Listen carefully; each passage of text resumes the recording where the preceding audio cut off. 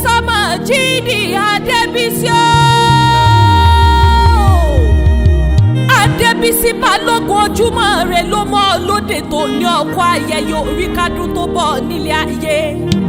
Professor àgbà emeritus professor òun lẹ̀ ń wò yẹn. Ọdún márùndínlọ́gọ́rin kì í ṣe kéré bí ọdún rárá o.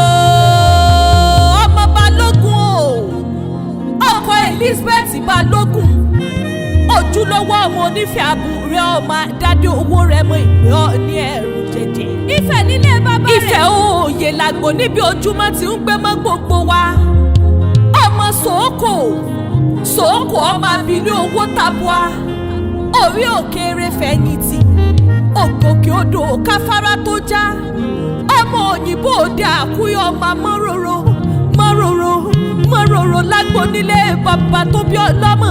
Ọmọ Balógun nìyẹn. Nínú ilé ìyá rẹ̀ Ìjẹ̀ṣà ni ó Ìjẹ̀ṣà Ọ̀ṣun rí onílẹ̀ òbí. Ọmọ olóbì kan wọ́wọ́ tí wọ́ olóbì kan wọ́wọ́ tí wọ́ nínú ilé ìyá rẹ̀ ni. Gbogbo àwọn ọmọ àtàwọn ọmọ Aláàjì Sàká Adéwọlé Balógun ó mà nà abroad náà rán mi wá. Wọ́n lé ẹ̀kọ́ ọ̀dọ́.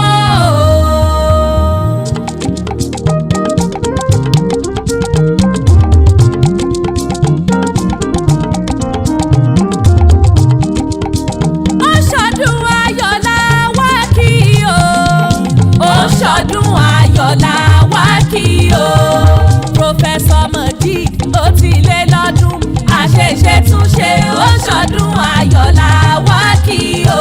Happy 75th birthday.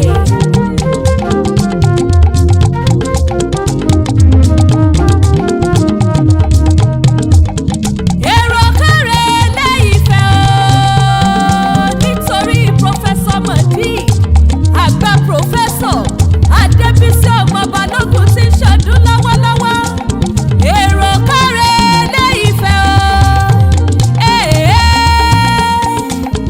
Ilé Ifẹ̀ òye. Èrò káre Ilé Ifẹ̀ o, èrò káre Ilé Ifẹ̀ o. Nílé ọmọ nífẹ̀ẹ́ Àkúrẹ́.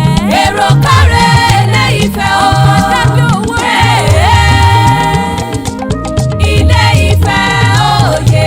Èrò káre Ilé Ifẹ̀ o. Professor Majidi ẹ̀kú ọdún o. Bàbá Adérónkẹ́ o.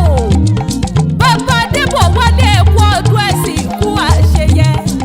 Bàbá Adétọ̀mí wá. Bàbá Olúwatúnmí nínú òjòjò ní ìṣòwò kó má lè nájà ìkòkò làrọ̀ ta lé. Ọwọ́ ọkọ Elizabeth Balógun. Ọdún márùndínlọ́gọ́rin kì í ṣe kéré bí ọdún rárá. Gbogbo àwọn ọmọ àtàwọn ọmọ Aláàjì Sàká Adéwọlé Balógun ó mà nà abroad.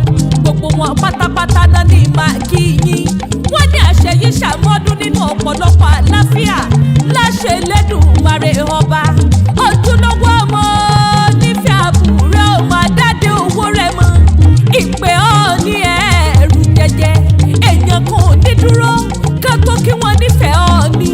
Èèyàn kan ò ní bẹ̀rẹ̀ ká tó kí wọ́n nífẹ̀ẹ́ òye lágbo. Tó ga tó ń bẹ̀rẹ̀ ńlá kí wọ́n nífẹ̀ẹ́ òun tó lú. Bí wọ́n bá kí wọ́n nífẹ̀ẹ́ wọn kì í tábẹ́rẹ́. Ojú bíi tíhun ni wọ́n máa fi ń wò ni. Èmi wá kọ́ bá nífẹ̀ẹ́ wọn la kọ́ bá nílò sẹ́sẹ́ fún. Ọmọ nífẹ̀ẹ́ àbúrẹ́ níbi ojúmọ́ ti ń gbé mọ́ gbogbo wa. Ọmọ olódò kan tẹ́rẹ́rẹ́, ọmọ olódò kan tàràrà. Odò tó sàn wéréke tó lọ sàn wéréke. Ó dẹ́yìn kúnlé ọ̀ṣìlẹ̀ ọ̀dà bàtà.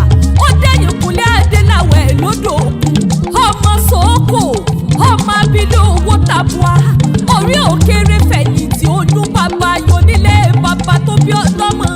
Òde ìràdán bí òjé, ògòkè odò káfárá tó já. Ọmọ Ògún ní gàrà, Ògún ní gàrà, Ògún ní gàrà gbadé. Ọmọ òṣèré bíi ti fọ̀rọ̀ gbé lẹ́sẹ̀. Ọmọ òyìnbó òde àkúyọ̀ ọmọ mọ́ròrò lágbo. Ọmọ owó létí kì í jẹ́ káná tí ìta.